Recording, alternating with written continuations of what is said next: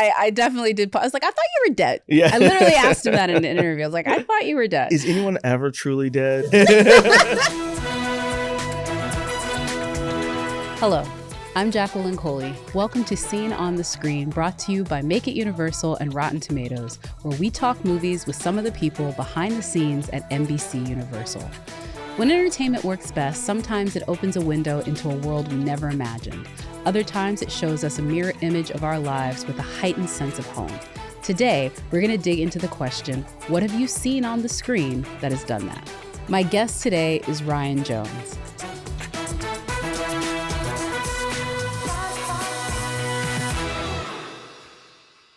Ryan, welcome to the Scene on the Screen podcast. Thank you for having me. Okay, so tell everyone who has not gotten a chance to talk to you like I have who you are and what do you do at NBC Universal? Yeah, I'm Ryan Jones, Senior Vice President of Production at Universal Pictures. What does that mean exactly? Because I know what that means, but not everybody listening does. No one knows what that means, right? Basically, creative executive on all the movies that we make here at Universal Pictures, where you're overseeing everything from sort of inception of an idea to the post-production and release of a film. So one thing that's interesting about that is you really start early on. Maybe it's an idea, maybe it's a script, maybe it's just a director that you kind of want to work with. Kind of talk to me a little bit about what are those first phone calls? What are those first conversations for you on the production side? Because you literally are on like you knew that we were doing Megan 2 before we announced it. Yeah. You knew that, we were going to be doing all of these things long before they become something that's public. So yeah, talk about those early conversations, like how they come to you. Totally. Well, I think, we get lots of projects many different ways. One can be, would you ever do a movie about a killer dog? You're like, oh, that sounds interesting. Or no, that doesn't sound interesting to me. Or, oh, we're already in development on that. It can also be from filmmakers or producers that we work with, that we have worked with in the past, or ones that we want to work with, and the agents know that. So it can really be a variety of different ways. Also, it could be, IP, whether it is a book, that we all read and really loved, or, an old TV series that we think, can be a movie. So it's really a variety of different ways, whether it's sort of agents, managers, or the producers or filmmakers that we have relationships with. So I love the idea that you were somebody that knew we were doing a second Megan, long before I got excited about it and found it out. What has been one of the projects that you've been sort of the happiest to be a part of? Because you're relatively, and I say this because as the podcast tells folks, there are lifers at NBC. If you don't have 15 years deep, it's how long have you really worked here? But for you coming over here from other places, what was something that you've gotten to work on in those years that you're really particularly proud of? Yeah, well, it's funny that you mentioned Megan, because that was the very first movie that I worked on here. I started during the pandemic, so I'm just over 3 years here. And that was the very first one. And what an incredible first project to be a part of. And obviously what Blumhouse and Atomic Monster do is just really incredible. I think that, with that particular movie, the big idea of sort of doing something like the Terminator, but she presents as a young girl, is really terrifying. And obviously that movie just really took on a life of its own. Yeah, we talked to Arnold Klein from the digital side, and he talked a little bit about the promotion of that one. And yeah, that is a special film.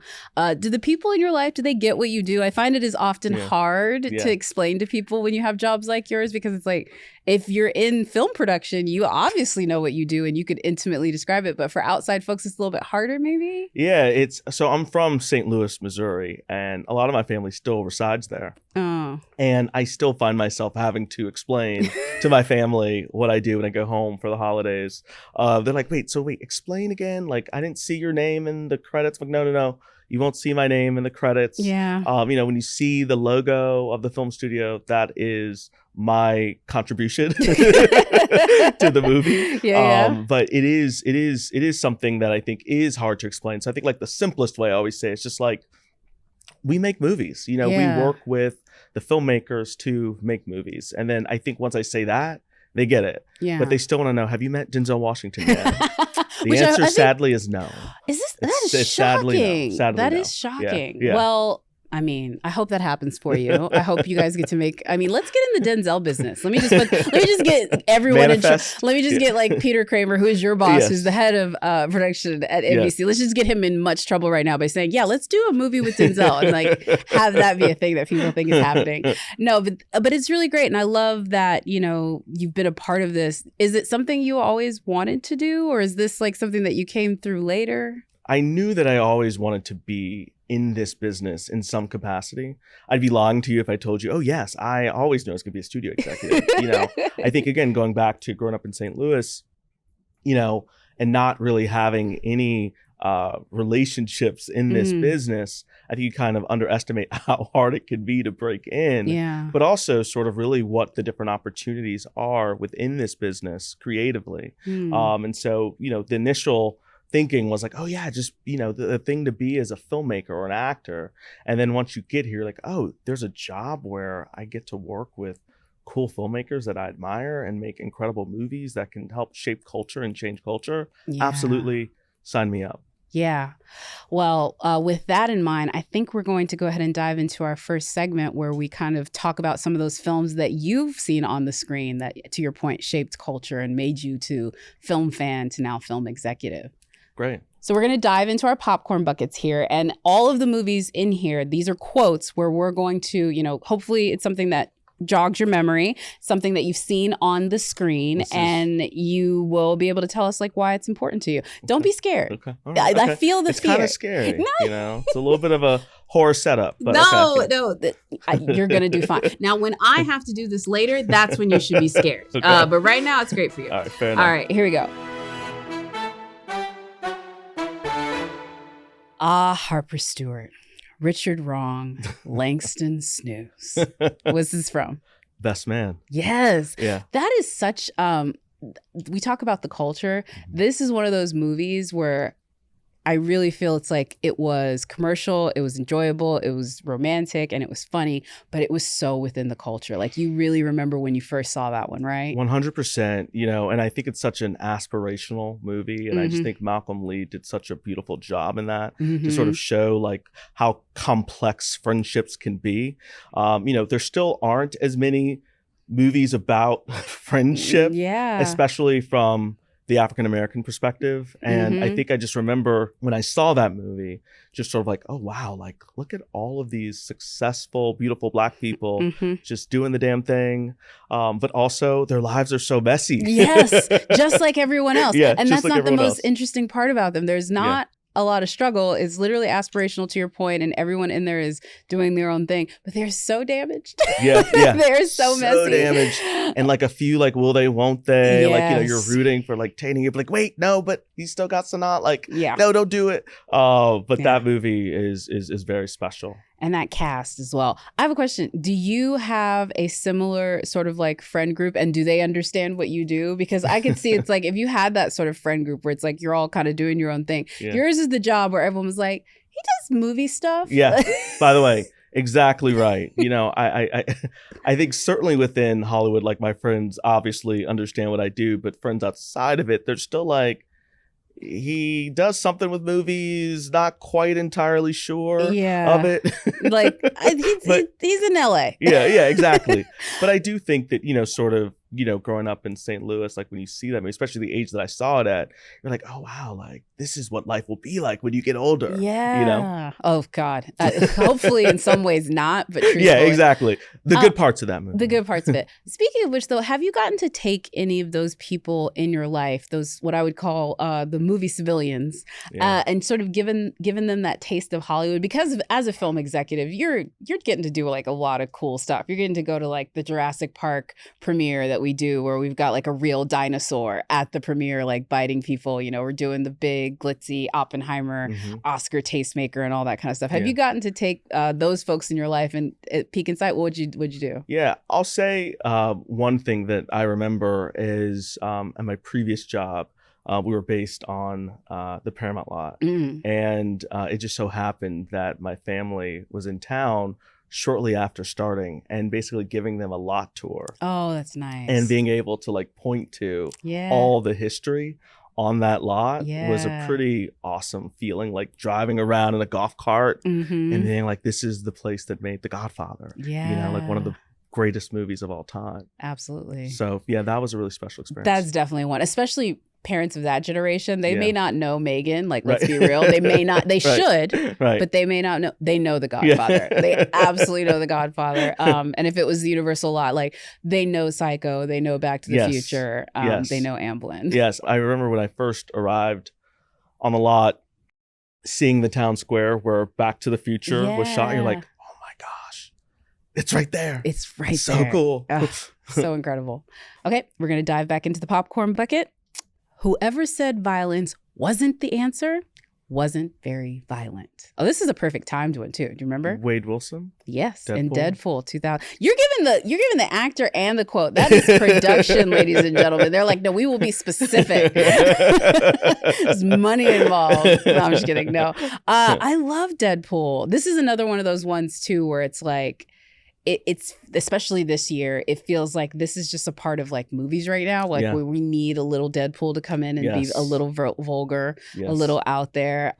What's sort of your connection to this one? Yeah, so Deadpool was one of the movies I was fortunate enough to work on as an executive at 20th Century Fox. And that movie was just such a special one Mm. because it was literally lightning in a bottle, where, you know, it was sort of doing all of these things that were sort of breaking convention. You know, the things that you didn't know if you could pull off in a superhero movie. Yeah. You know, we're going to break the fourth wall. This is a character who's known for his foul mouth. He's going to say some bad words. Yeah. He's going to poke fun of some things that maybe he shouldn't. And will this work, like showing blood in Marvel movies? And it worked phenomenally Yeah. well. So Yeah. much so that they're still making those movies today. Yeah.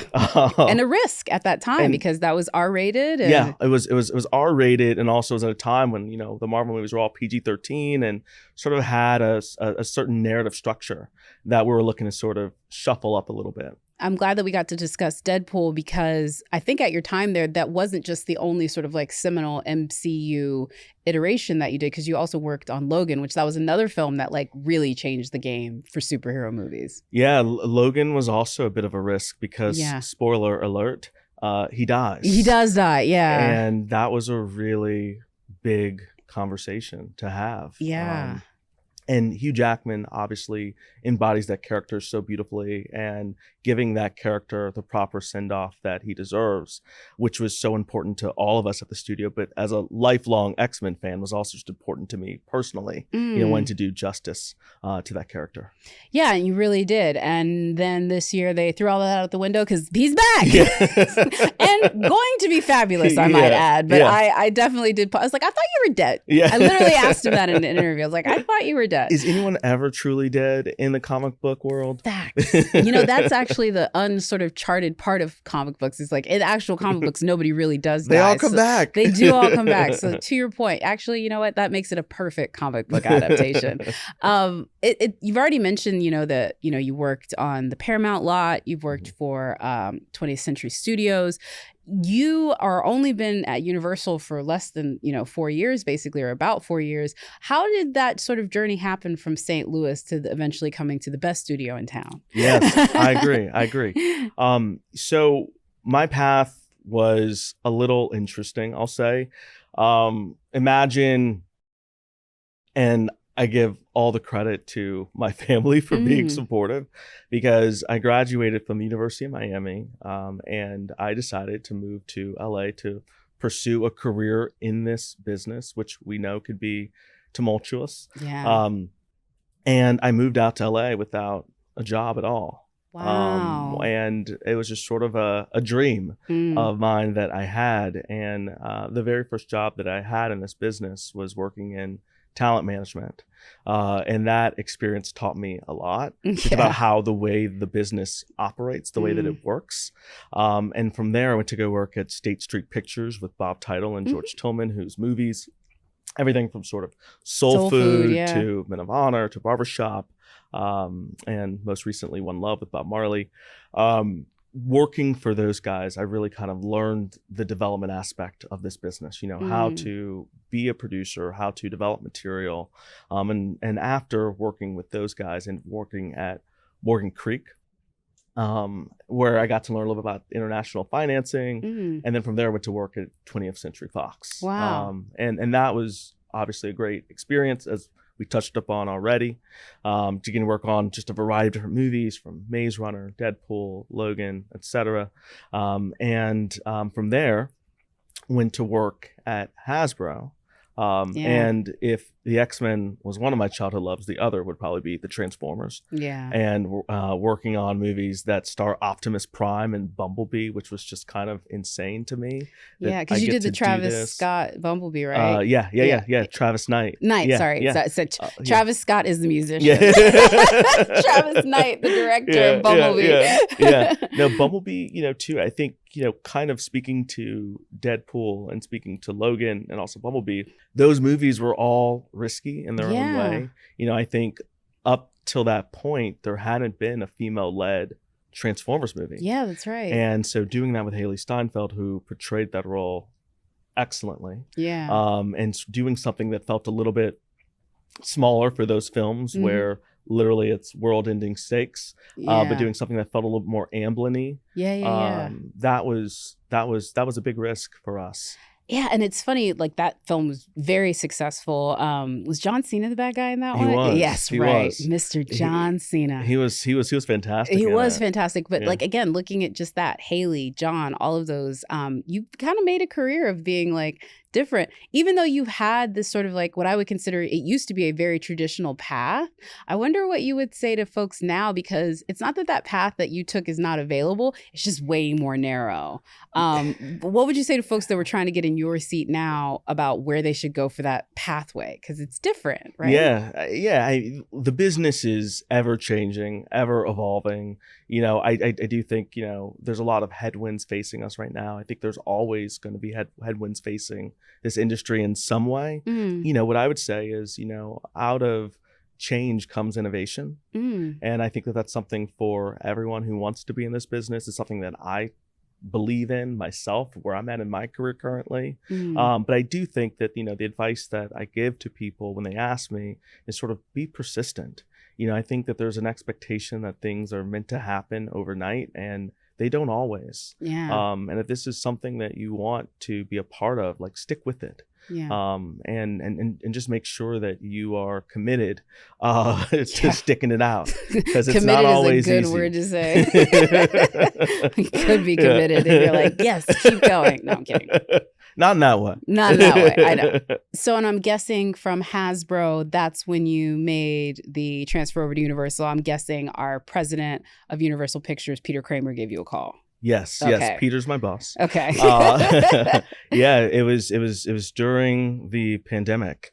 And obviously Universal is a place that I had long admired. The types of films that they make was just some of my favorite films. We talked about a few, I believe, already. Back to the Future, Jurassic Park. It's the home to Steven Spielberg, for crying out loud. Seriously. And I was like, oh my gosh, if there's an opportunity to work at the studio, then definitely I'd want to. And just sort of being a champion, I think, of filmmakers, it's like a shared philosophy. And obviously, Donna Langley embodies that in terms of types of movies that she has made here and that the studio is known for. Obviously, for folks that don't know, Donna Langley is the chairman of the NBCU Studio Group and chief content officer. She has a new brand spanking title, which basically means she is like Queen Universal of all things that you see in storytelling on the screen, which is incredible that you get to work with her and Peter. Yeah, I mean, they're both fantastic. And obviously the leadership and the stability of the studio, I mean, it speaks for itself. It really does. Over 100 years. You did amazing. I don't know why you were concerned. That wraps us up for the quiz for quotes, but we are not done. Okay. So I'm going to pick up this popcorn bucket. And this is actually easier. This one's like even easier because I think it is. Because you only have two options, true or false. There's no trick question. 50% chance again. Yeah, right. I'm going to give you a fact or something about one of the films that you've seen on the screen. And then you just have to say true or false. Cameron Crowe based the mother in Almost Famous, played by Frances McDormand, on his own mother. True or false? True. Yeah. So it's based on Cameron Crowe's life, and Frances McDormand's character is based on Crowe's own mother. And before production began, he actually gave his mom the script. She was fine with it because she said the mom was not shrill or not too shrill. But the barefoot is the thing that she sort of took umbrage to because he kind of made his mom kind of a barefoot hippie, which he would know, right? Yeah, you would think. I mean, you would think. He did make his mom a hippie, but also his mom is played by Frances McDormand. You know, that's a win in my book. It is a win. It's almost... Well, she was already Oscar-winning Frances McDormand at that time. Became Oscar-nominated with this one. Yeah, I mean, that movie is one of my favorite movies of all time. I think, you know, film obviously is a passion of mine, but another passion of mine is music. And sort of combining those two worlds, I loved it. Yeah. And I think just sort of the wish fulfillment of being able to go on tour with whoever your favorite band might be was just an amazing idea. Yeah. I will also add to the soundtrack for it is just full of bops, including the fake song that they made for Fever Dog. I mean, who could forget Tiny Dancer? It's funny that you mentioned Tiny Dancer too, because that is one of like, I think just the great needle drops in music. Absolutely. And like one of those like clips that you like play over and over again, yes, right? Yeah. I mean, if you need a pick-me-up, you could just watch that scene and feel euphoric. Yeah. But it is one of those movies that's just, you just feel good about life, you know, after you see it. And that scene that it's setting up to kind of, for folks that don't remember, it's a bad moment within the group. Everyone's feeling kind of down. And then when the song plays, by the end of it, they're all singing along. Sort of the way that both film and music can kind of do that. Absolutely. The ultimate mood booster.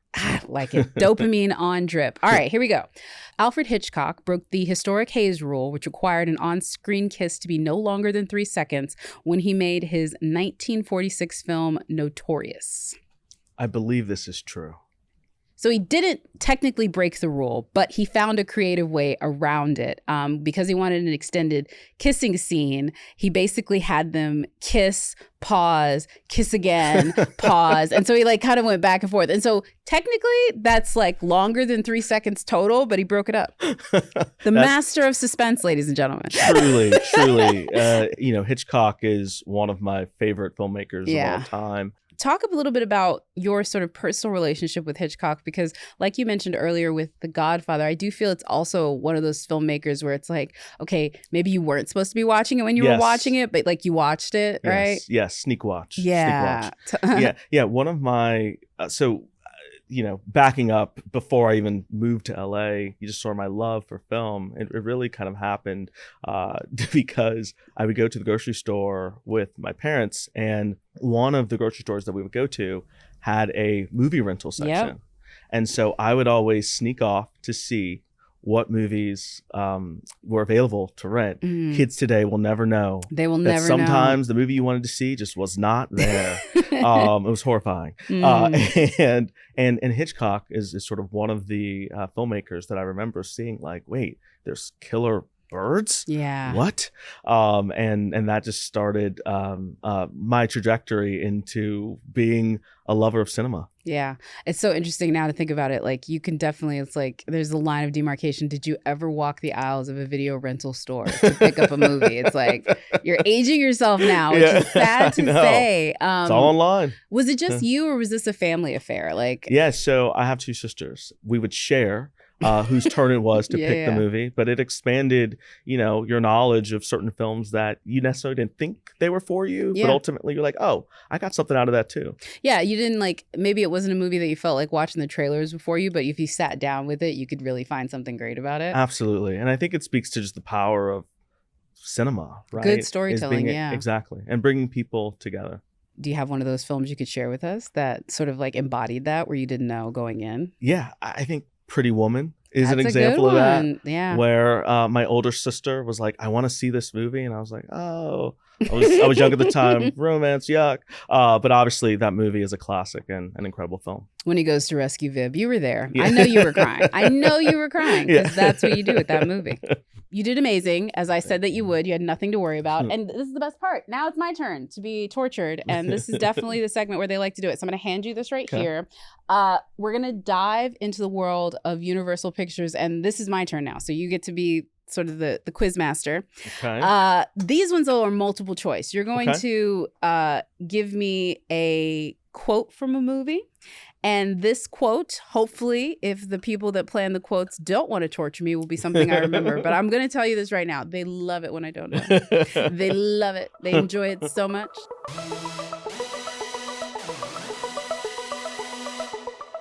So long, Earth.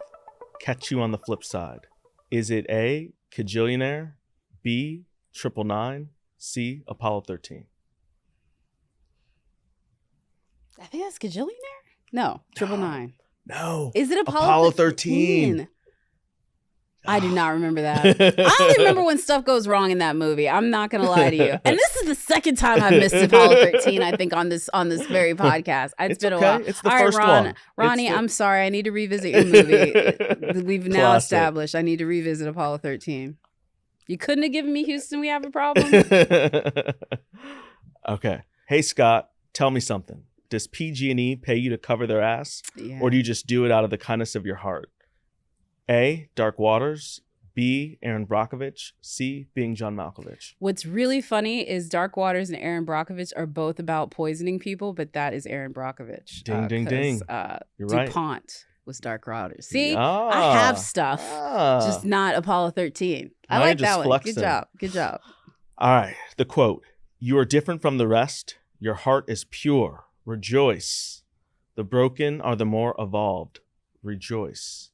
Is it A, Split, B, Oh Brother, Where Art Thou, C, The Hunt? I think that's Split, and I think that is James McAvoy saying in that, being absolutely unhinged. Who's starring in another movie this year for us? I know. Is that yours too? No, it's not. Okay. But it looks awesome. I'm ready for that one. All right, here we go. I only gamble with my life, never my money. Is it A, Trainwreck, B, Las Vegas, C, The Mummy? I think that's The Mummy, right? Correct. Yeah. It I is. never gamble with my life, only my mummy. See, that one I've watched multiple times.